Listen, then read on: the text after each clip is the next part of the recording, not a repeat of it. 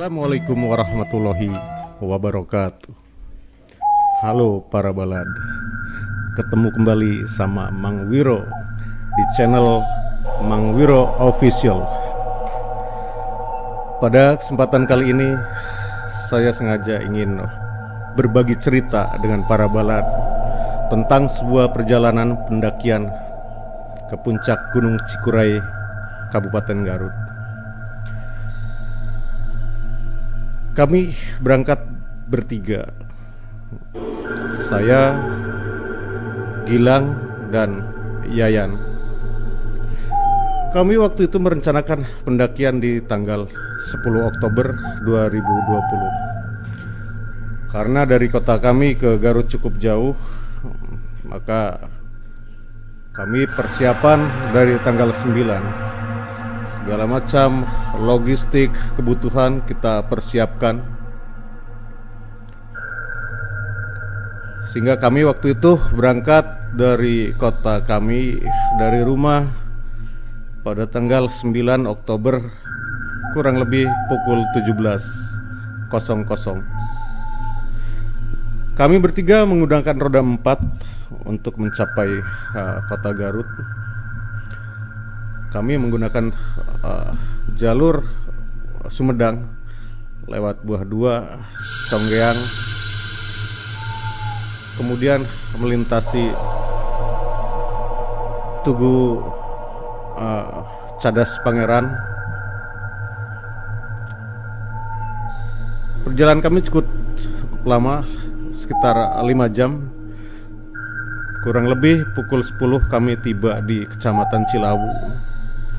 Setelah itu kami menuju ke Pos Karang Taruna Desa Dayeh Manggung di Kecamatan Cilawu.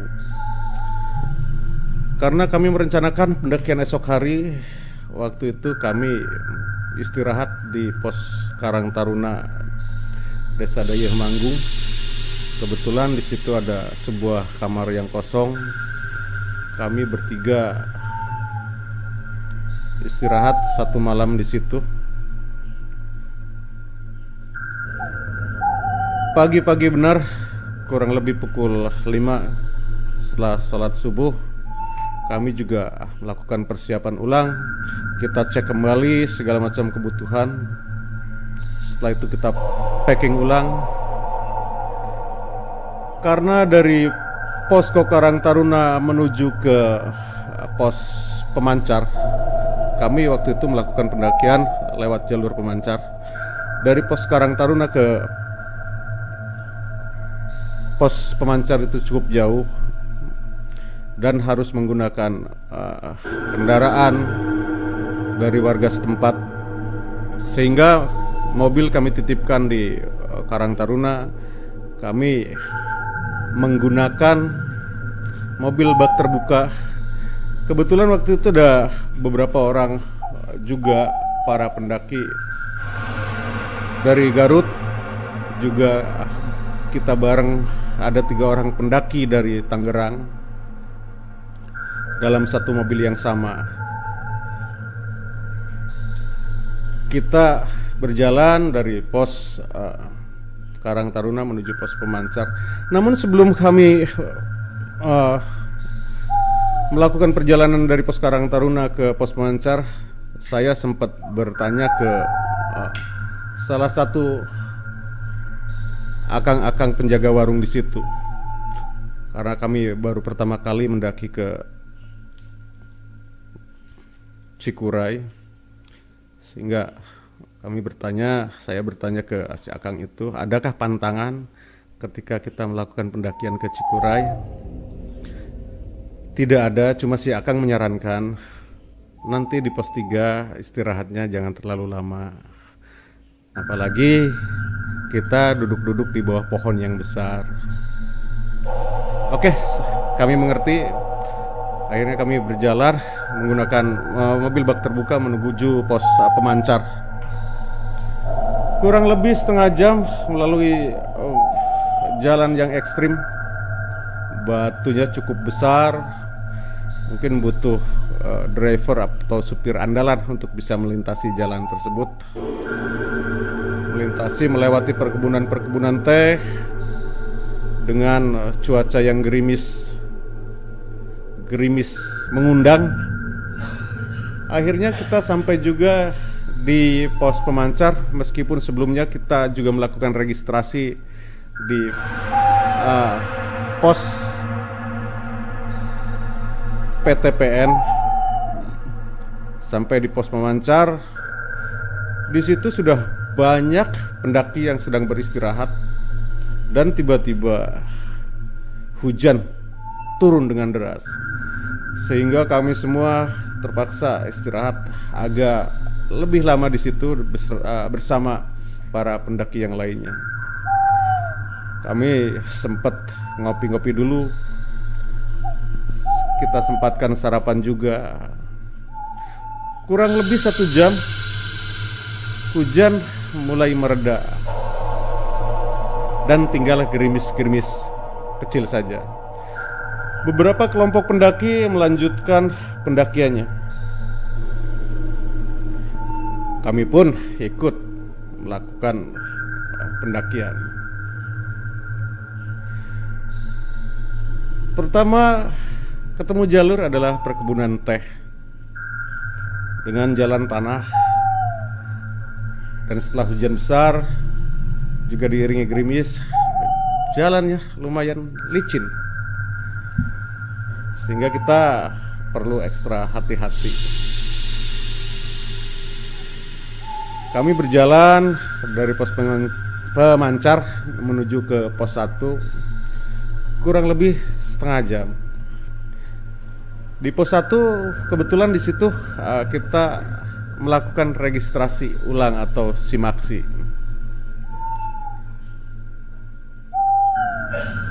Kita selfie dulu, foto-foto dulu di pos 1 sambil istirahat. Setelah itu kita lanjutkan perjalanan. Dari pos 1 langsung kita dihadapkan dengan sebuah tanjakan. Namanya kalau nggak salah tanjakan Cihuy, sehingga kita tidak diberi kesempatan menemukan jalur yang landai.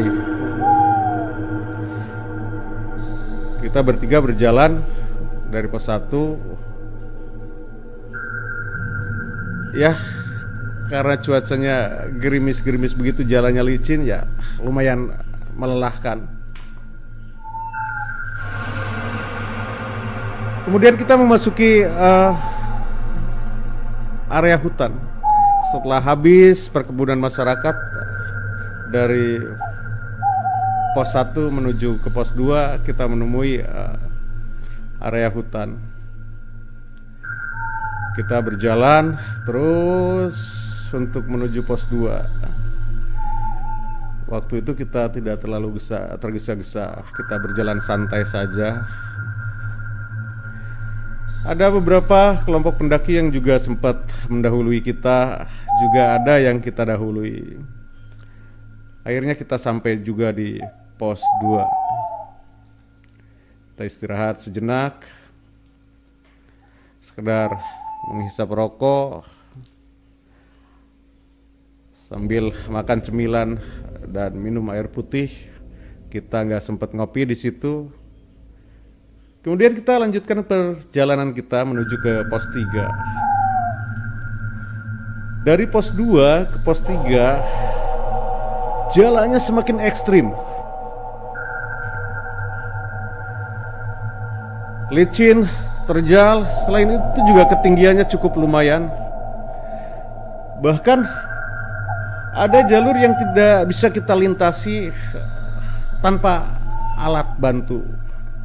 Dan kebetulan mungkin para petugas di situ juga sudah menyiapkan tambang untuk para pendaki, sehingga kita harus menggunakan tambang tersebut untuk bantuan pendakian. Alhamdulillah kita semua bisa melintasinya, meskipun emang butuh ekstra tenaga dan stamina. Saling bergantian, satu persatu menggunakan tambang. Akhirnya kita bisa melintasi jalur yang ekstrim tersebut. Selepas kita melakukan pendakian dengan tambang, kita juga tidak dilepaskan dengan jalur-jalur yang ekstrim berikutnya.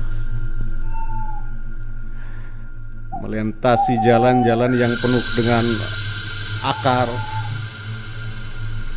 licin, dan memang harus ekstra hati-hati.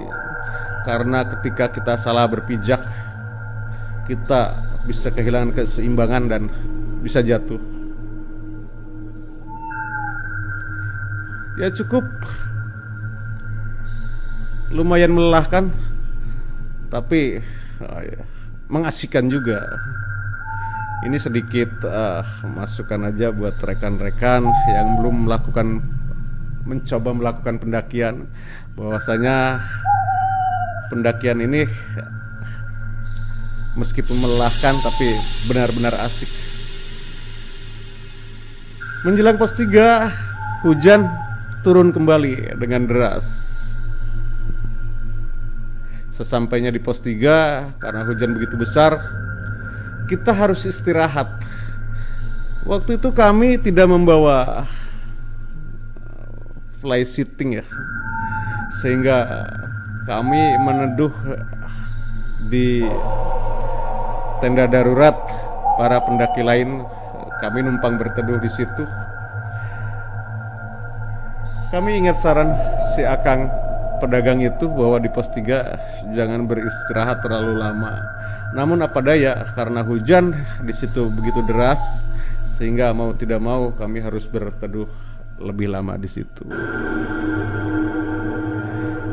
Dengan tubuh yang mulai basah kuyup, carrier juga sudah mulai basah. Akhirnya kami melanjutkan perjalanan menuju ke pos 4. Kami kira dari pos 3 ke pos 4 jalurnya sudah mulai melandai, tapi ternyata kami tidak diberi kesempatan untuk menemukan jalur landai. Semakin ke atas justru jalurnya semakin mengasihkan. Ekstrim tapi asik. Akhirnya kita sampai ke pos 4, kita istirahat sejenak di situ, melanjutkan perjalanan kembali untuk mencapai pos 5 dan seterusnya. Akhirnya kita sampai juga di pos 6, Puncak Bayangan waktu itu sekitar pukul 17.00. Kami setar dari pos pemancar jam 8. Waktu tempuh yang seharusnya cuma 6 jam atau 7 jam itu bisa sampai 9 atau 10 jam waktu itu kami tempuh. Karena tadi kita banyak istirahat juga, terus juga kami berjalan emang ekstra hati-hati, sehingga waktu mengulur lebih lama. Sampai di pos 6 kami memasang tenda di situ untuk bermalam. Kami pasang tenda dengan cuaca yang cukup dingin dan kabut juga lumayan. Dari pos 2 juga kabut sudah turun dan gelap. Selesai memasang tenda, kami masak air buat nyeduh kopi, terus bikin masakan seadanya juga, makan perbekalan yang lainnya juga seperti roti, kacang dan lain-lain. Selepas itu kami beristirahat. Yayan tertidur duluan. Setelah itu Gilang, dan akhirnya saya juga ikut tertidur. Rencana kami akan melakukan summit attack dari pos 6 ke puncak itu pagi-pagi, tapi ternyata karena saking lelahnya kami kesiangan dan bangun jam 8 pagi. Dengan sisa baju yang ada di tubuh, yang lainnya sisanya basah kuyup, dan kami jemur. Bukan dijemur sebetulnya, kami gantungkan supaya agak sedikit mengering. Yayan sudah mulai frustasi dan bilang, kita sampai di sini saja, jangan melanjutkan ke puncak karena segala macam baju dan perlengkapan yang kita bawa basah. Tapi saya memaksa ingin mencapai puncak, dan akhirnya dengan sepatu yang basah, kaos kaki yang basah, baju yang agak-agak basah-basah gitu, juga kami melanjutkan perjalanan dari pos 6 menuju puncak. Waktu itu dari pos 6 kami mulai melakukan perjalanan pukul setengah 11. Dari pos 6 kita berjalan dengan jalur yang sama ekstrimnya dan licinnya. Dengan semangat pagi, semangat baru, kita tempuh dari pos 6 ke pos 7. Sampai pos 7 kita sempat foto-foto dulu, karena di situ di pos 7 adalah pertemuan antara dari jalur pemancar dengan dari jalur Kiara Jenggot. Karena menurut informasi jalur pendakian ke puncak Cikuray itu jalur resminya adalah jalur pemancar dan jalur Kiara Jenggot.